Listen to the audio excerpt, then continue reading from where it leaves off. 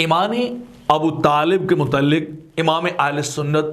مجدد دین و ملت الشاہ احمد رضا خان قادری رحمۃ اللہ تعالی علیہ، آپ کی تحقیق اور آپ کا مسلک اور آپ کا نظریہ جو ہے وہ کیا ہے؟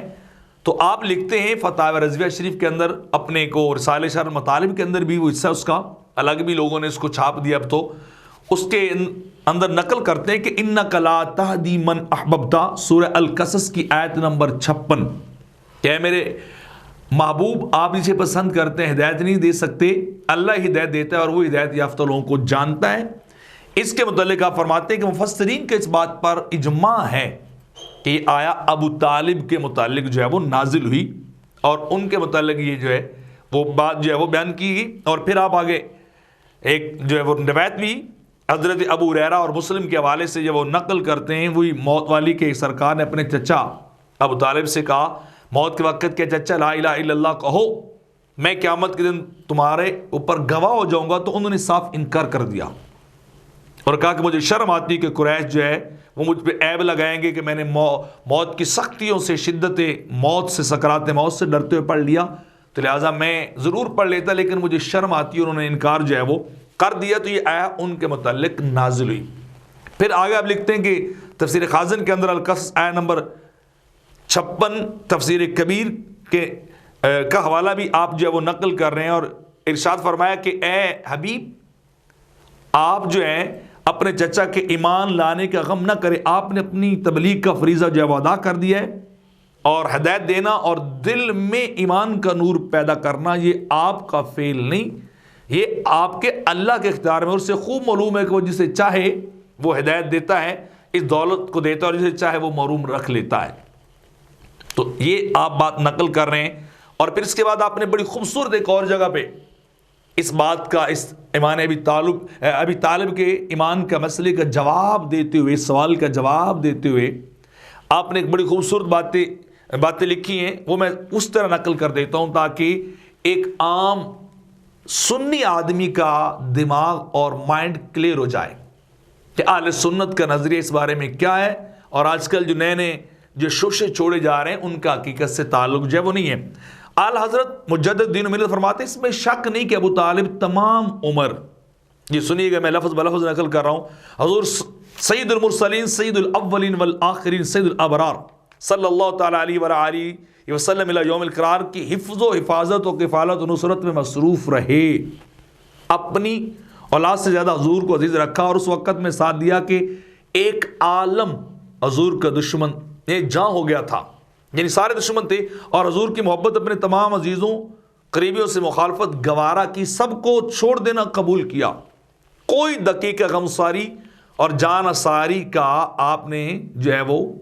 نہ چھوڑا، یعنی ہر طرح سے آپ کے ساتھ غم گساری کی، ہر طرح سے اس کی رعایت کی، اور یقیناً یہ بھی جانتے تھے کہ حضور اکرم صلی اللہ علیہ وسلم حضور سید المرسلین اللہ کے سچے رسول ہیں، اور ان پر ایمان لانے میں جنت ابدی اور تقزیم میں جہنم دائمی ہے، یعنی ہمیشہ کے لیے جنت ملے گی مانیں گے، انکار کریں گے تو جہنم جو ہے وہ ملے گی۔ بنو ہاشم کو مرتے وقت وصیت کی کہ محمد صلی اللہ علیہ وسلم کی تصدیق کرو گے تو فلاح پاؤ گے۔ نعت شریف میں قصائد ان سے منقول،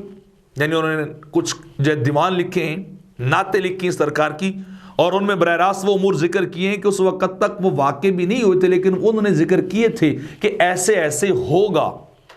ایسے ایسے واقعات جو ہیں وہ آگے چل کے پیش آئیں گے، بلکہ بعد بعثت شریف ان کا ظہور ہوا، یعنی اعلی حضرت لکھ رہے ہیں، میں وہی کلمات نقل کرتا جا رہا ہوں، ظہور ہوا۔ یہ سب احوال مطالعہ احادیث و مراجعت کتب سیر،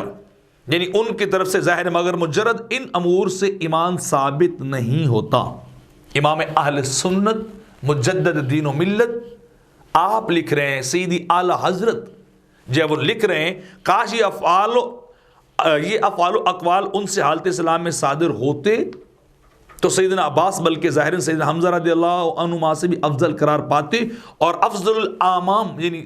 سرکار کے چچوں میں سے افضل ترین حضور افضل الانام علیہ و علی آلہ افضل الصلاۃ والسلام وہ کیا کہلائے جاتے، یعنی سرکار کے چچوں میں سب سے اعلیٰ، سب سے زیادہ فضیلت والے چچا جو تھے وہ ابو طالب قرار پاتے، لیکن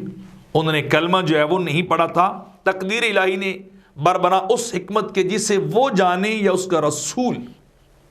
انہیں گروہ مسلمین و غلامان شفیع المذنبین صلی اللہ علیہ وسلم میں شمار کیا جانا منظور نہ فرمایا۔ یہ ہے اعلی حضرت کا فتویٰ۔ فَاعْتَبِرُوا یا اول الابصار، اے عقل والو عبرت حاصل کرو، صرف معرفت گو کیسی ہی کمال کے ساتھ ہو، یہ ایمان نہیں ہے جب تک کلمہ جو ہے وہ نہ پڑھا جائے۔ یہ فتاوی رضویہ کے اندر جو ہے وہ آپ نے نقل کیا ہے رسالہ شرح المطالب فی مبحث ابی طالب کے اندر، اور ایک اور جگہ پہ آپ فرماتے ہیں امام اہل سنت، سنیے تاکہ یہ بات آپ کے ذہن میں بیٹھ جائے، آیات قرآنیہ و احادیث صحیحہ متضافرہ سے ابو طالب کا کفر پر مرنا اور دم واپسی ایمان لانے سے انکار کرنا اور عاقبت کار اصحاب نار سے ہونا ایسے روشن ثبوت سے ثابت ہے جس سے کسی سنی کو مجال دم زدن نہیں کہ وہ اس سے انکار نہیں کر سکتا، اس سے باہر جو نہیں جا سکتا۔ یہ فتاوی رضویہ شریف کے اندر جو ہے وہ سارا کچھ لکھا گیا ہے۔ میں نے آپ کے سامنے بس وہ کلمات ذکر کر دیے ہیں جو بزرگوں کے ہیں، جو انہوں نے لکھا ہے، جو ائمہ حضرات نے لکھا ہے، اور اس کے علاوہ میں نے اس کے اوپر اپنا ذاتی کوئی انالیسس نہیں کیا، کوئی ذاتی کمنٹس نہیں کیے، صرف احقاق حق کے لیے